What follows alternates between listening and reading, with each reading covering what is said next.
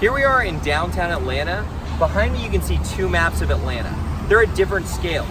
You can see that this is further zoomed out to show us more area in the city of Atlanta, where this has more detail and is about where we specifically are right now. It's really important that we understand what scale we're looking at, because today we're talking about scales of analysis. I'm Mr. Coulter, and this is Human Geography.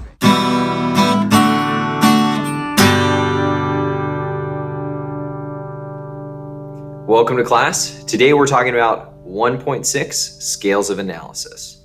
So we looked at map scale in the first topic of this unit, but geographers use different scales of analysis to look at different kinds of data. So we use the scales of analysis to figure out what do we want to look at and why is it important to look at certain details. So let's just refresh from what we learned in the first topic. So when we look at a scale, the smallest scale is the furthest zoomed out. Because the scale is the smallest fraction, it's 1 over the biggest number, so the smallest scale is zoomed out. So if we're looking at Atlanta, really zoomed out, we can see it in the United States, and that's a small scale. But then we zoom in to a little bit bigger regionally, so the Southeast, you can see Atlanta clearly is in Georgia in a little bit more detail. Then you zoom in more, you go to a larger scale, you can see just Georgia. And then when you zoom in even further, you can see 285 in the cities around Atlanta. That's the largest scale. So remember that when we zoom in, the scale gets larger. So let's define the scales of analysis. Let's look at the specific different scales.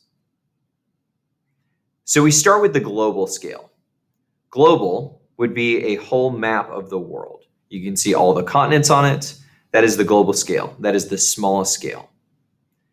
Then next we have a regional scale. So that would be like East Asia. So East Asia is a region on the earth. Then you could zoom in further and get a national scale. So we have Japan as we get zoomed in. And then finally a local scale. This is a city map of Tokyo. So that just is an example of how we can move through the different scales. So you can see global, regional, East Asia, and then you can still see Japan on the map. Then we get into the national Japan, and then the local, which is Tokyo. So here are the formal ways that they line up the different scales of analysis. Again, the smallest scale, global. Then we move into regional. Then you move into the national scale. It also can be called the state. We're going to get into that in political geography in Unit 4. It's a little confusing, but countries on the global scale are called states. So, but just think right now, the national scale or the country scale. Then you get to the sub-state scale, and it gets a little more confusing because sub-state, a lot of countries break them up into provinces, but we actually break our smaller scale into states. So like the state of Georgia is a smaller division of our national scale. So think of it as a sub-state scale. Then we can go down to the county level, then the city or local level, and then eventually the even smallest is known as a census tract. So it's the way that when they use the census, they figure out the smallest division is a census tract. And let's look at a picture of that. So this is the census tract for the area where our school is in Milton. And it can be broken up even smaller. These can be groups of 1,000 to 8,000 people. So it's a really small scale. It can be like even just a little bit bigger than a neighborhood would be a census tract. So why do we use different scales? We have all these different classifications. We've got our global, regional, national, sub-state, county, city/local, and then census tract. But why do we go through all of these? Why is it important to understand the different scales? So we use different scales of analysis depending on what your needs are. So let's look at the things on the left in 1 second. If we were trying to figure out the birth rates around the world, we would compare different countries and look at a global scale. It would make sense for us to be able to compare countries and see the whole earth to look at birth rates around the world. But then if you wanted to translate those birth rates into building a new hospital, you would want to look at a local map in order to decide where that should be. So these are countries by birth rate in 2017. So like I said, if we want to look at the birth rates around the world, this is really helpful. We can see that Canada and the United States have similar numbers to China, Russia, Brazil, Australia. Or we can see the regions that have very similar patterns. So we can see that Eastern Europe or Central Europe has really, really low birth rates. That's helpful on the global scale. But then if we go to try to figure out where we want to build that hospital, we might want to look at where birth rates the highest inside of a state. So this is the state of Alabama, and you'd see the different parts where they have really high birth rates. So you'd look at Mobile County, which is the bottom left, and say, what is the birth rate in Mobile County? It's really high. Maybe we should look into building another hospital in that region.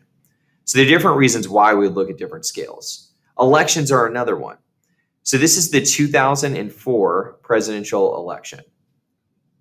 So the red on this map represents the states that voted for the Republican candidate, which was re-electing George W. Bush. And you can see on this map all the states that did that. You can also see who voted for John Kerry, the Democrat, in blue. But what this doesn't do is paint us a clear picture on inside of a state. If I wanted to study Ohio, it doesn't really help me just to see that they voted for Bush, because if I want to analyze it, I don't know where those voters are. All I know is that they voted for Bush.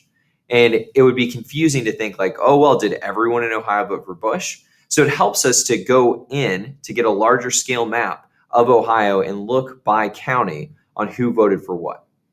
So the trend we can see here is that people on the eastern part of the state didn't vote for Bush en masse, and then people on the western side mostly voted for Bush. And it helps us to understand a little bit better about where the voters are and who lives there. We could probably look and match up which cities go with which place in order to understand it better.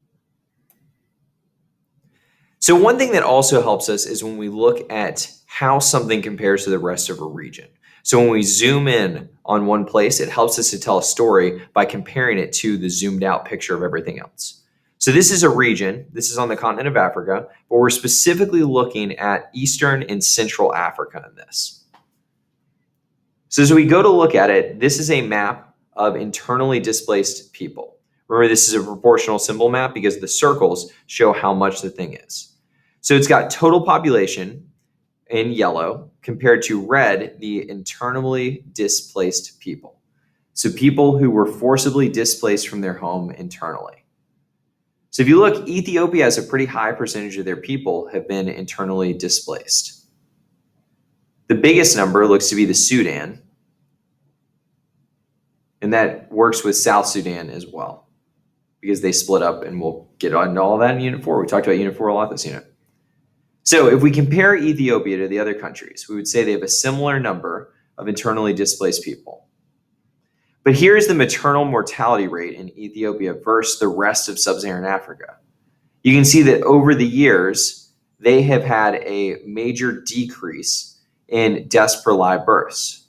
So that means that more mothers are living through birth in Ethiopia than ever before. And compared to sub-Saharan Africa, you can tell that they're doing much better on that stat. So it helps us to compare one country to their region to see how they're doing on different things. So we looked at the scales of analysis to try to understand what levels we look at to get understandings of maps about our world.